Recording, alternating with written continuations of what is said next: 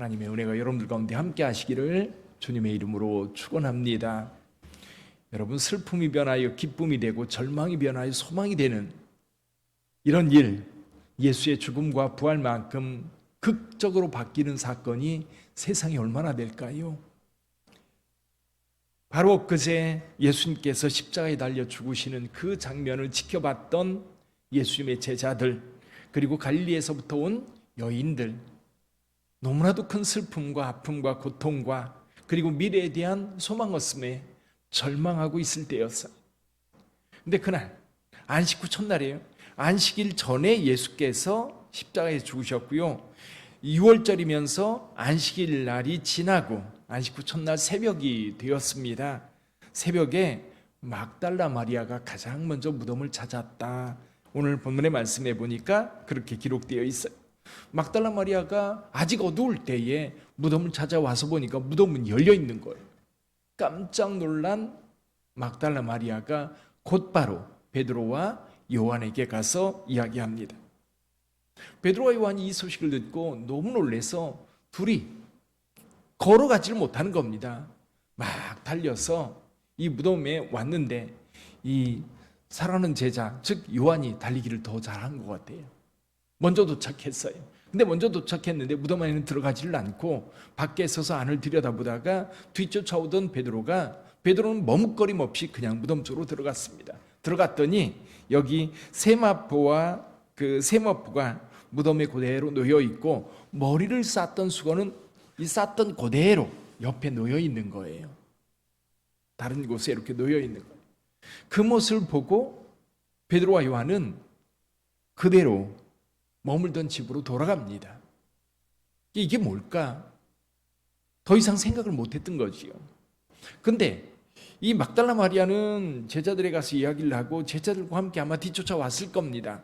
와서 같이 제자들과 있다가 베드로와 요한은 가고 막달라 마리아는 갈 수가 없어 거기 앉아서 울고 있었던 겁니다. 그러다가 무덤 안을 다시 들여다보니까 흰옷 입은 천사가 이 예수님의 머리편, 예수님의 발편에 앉아 있는 것을 봅니다.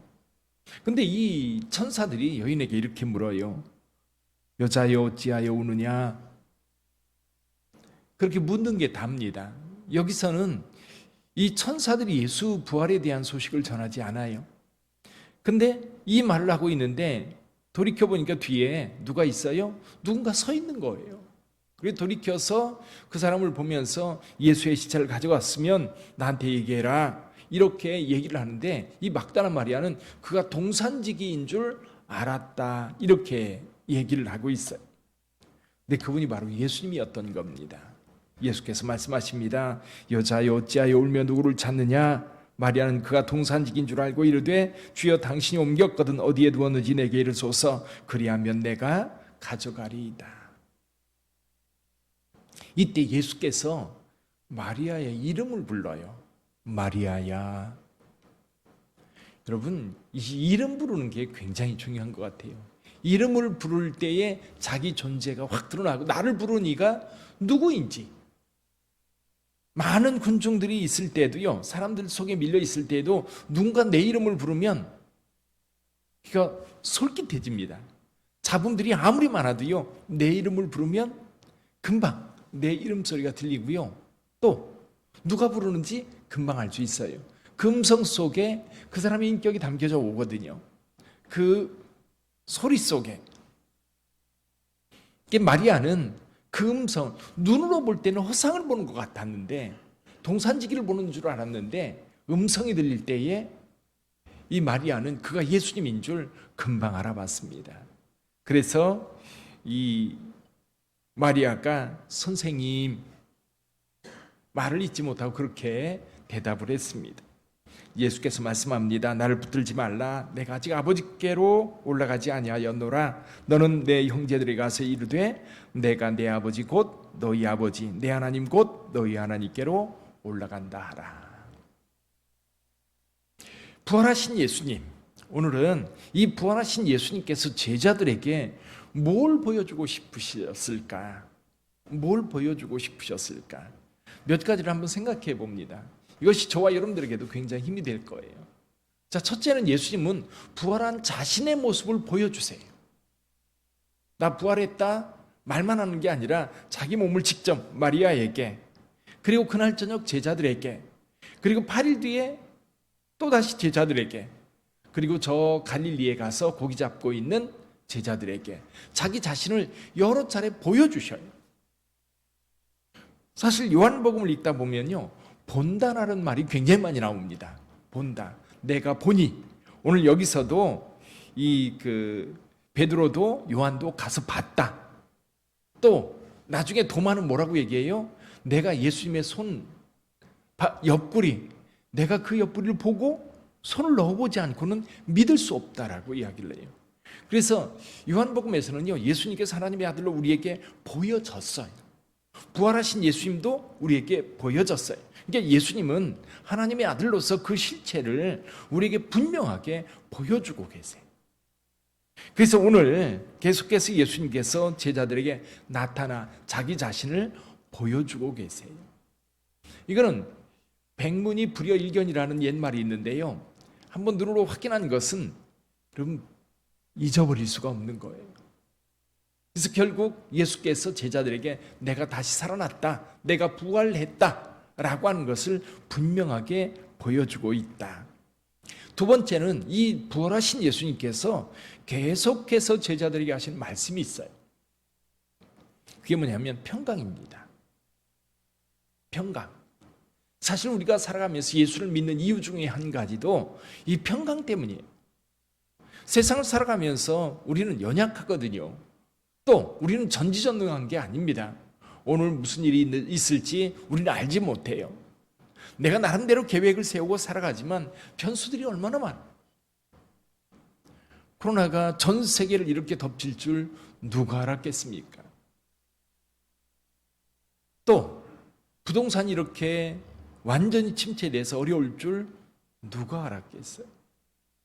자, 이런 사건들이 우리 삶에 굉장히 많은 영향을 끼치는데, 국가적으로 또 개인적으로 또 여러 가지 천재지변 이런 것들, 그러니까 이런 일들이, 전쟁 뭐 이런 것들이 닥칠 때에 우리 스스로 해결할 수 있는 게 많지 않아요. 그러니까 늘 두렵고 불안한 가운데 살아갑니다. 특히 여기 제자들 그동안 예수님과 함께하면서 얼마나 많은 일들을 겪었습니까? 죽은 자가 살아나고 병든 자들이 고침받고 또 예수께서 무리를 걷는 그런 이적들을 얼마나 많이 봤어요. 그래서 예수님과 함께 있으면 모든 것이 해결되고, 예수님과 함께 있으면 그렇게 편안하고, 예수님과 함께 있으면 두려울 일이 없었어요. 근데 그 예수님이 처참하게 십자가에서 죽으셨어요. 장사 지내졌어요. 끝났어요. 죽음은 모든 것의 끝입니다. 그렇죠? 가끔 죽음에 대해서 생각해봐요. 그래, 죽으면 끝인 거예요. 제가 그런 것 같아요. 역사라고 하는 것이 뭐 태양계가 100억 년 전부터 만들어져서 지금까지 왔다, 앞으로 얼마나 갈지 모르겠다. 그렇지만요, 한 세계는 한 사람의 인생으로 끝나는 것 같아요. 내가 태어나면서 내가 보는 세상이 내 눈에 보이다가 내가 죽으면 이 세상 끝나는 거예요. 여러분의 삶도 마찬가지일 겁니다. 여러분이 경험하는 이 세상은 언제까지 존재해요? 여러분이 죽을 때 끝나는 거예요. 그렇잖아요. 여러분이 죽을 때 세상은 끝나는 거예요. 세상은 도도히 흘러가는 강물처럼 흘러갈지 모르지만 내가 경험하는 세상은 그것으로 끝인 거지. 그런 세상에 저와 여러분들이 살다 보니까 늘 불안하고 늘 두렵고 그래요. 예수께서 우리 가운데 오신 이유도 우리를 영원한 천국으로 이끄시겠다고 오셨어요. 죄에 대한 두려움들, 또 주변 사람들에 대한 어떤 믿지 못해서 찾아오는 그런 불안들, 그런 가운데에 예수를 믿는 믿음은 우리에게 평강을 주는 줄 믿습니다. 여러분, 예수 안에서 평안하시기를 주님의 이름으로 축원합니다. 그리고 주님께서 우리에게 주시고자 하는 것이 또 한 가지가 있어요. 평강을 주실 뿐만 아니라 성령을 주셔요. 여기서 이렇게 말씀합니다. 여기 21절에 보면 너희에게 평강이 있을지어다, 아버지께서 나를 보내신 것 같이 나도 너희를 보내노라. 그러면서 22절 이 말씀을 하시고 그들을 향하여 숨을 내쉬며 이르시되 성령을 받으라. 성령을 받으라.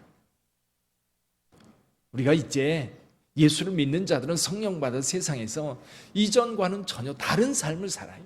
다른 삶이 뭡니까? 성령과 함께하면서 이제 권세 있는 삶을 사는 거예요. 1장 12절에서 뭐라고 말씀하셨어요? 아버지를 믿는 자는 하나님의 자녀가 되는 권세를 가졌다고 말씀하셨어요. 그 권세, 그 이름을 믿는 자들에게는 하나님의 자녀된 권세가 있는데, 여러분 여기 23절에 그 권세 가운데 한 가지가 뭔 줄 아세요? 너희가 누구의 죄든지 사하면 사하여질 것이요 누구의 죄든지 그대로 두면 그대로 있으리라. 여러분들에게 죄 사함의 권세가 있는 줄 믿습니까? 그래서 여러분 주변 사람들이 죄 때문에 고민할 때 예수께서 그의 죄를 용서해 주시기도 하지만 여러분이 죄를 용서를 선포할 수 있어요. 특별히 여러분들에게 죄를 지은 자들에게 여러분들이 용서를 선언하면요, 그 권세는 예수께서 우리의 죄를 사해 주신 것 같은 권세와 동일한 권세로 용서가 돼요. 이런 권세를 저와 여러분들에게 주셨습니다.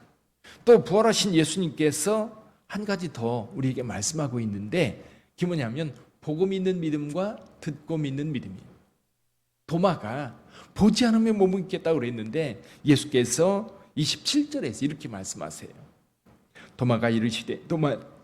도마에게 이르시되 내 손가락을 이리 내밀어 내 손을 보고 내 손을 내밀어 내 옆구리에 넣어 보라. 그리하여 믿음 없는 자가 되지 말고 믿는 자가 되라. 자, 보고 믿는 겁니다. 그런데요, 29절에서 이렇게 말씀하셔요. 너는 나를 본고로 믿느냐? 보지 못하고 믿는 자들은 복되도다. 복음은 어떻게 전파돼요? 입으로 전파돼요. 말로 전파돼요. 그럼 말로 전파될 때 전하는 자의 이 복음 전도의 복음을 듣고 전하는 자가 전하는 이 복음을 듣고 이 안에 믿음이 생겨야 되는 거예요. 그런 자들은 복된 겁니다. 여러분에게 복이 있는 줄 믿습니다. 부활하신 예수님께서 오늘 이 자리에 저와 여러분들과 함께 하신다면 오늘 하루도 여러분들과 동행하실 줄 믿습니다. 예수 안에서 평안하시고 예수 안에 성령의 능력 안에 사시고 또 보고 믿는 믿음이 아니라 듣고 믿는 믿음으로 어딜 가든지 승리하는 저와 여러분들이 되기를 주님의 이름으로 축원합니다. 기도하겠습니다.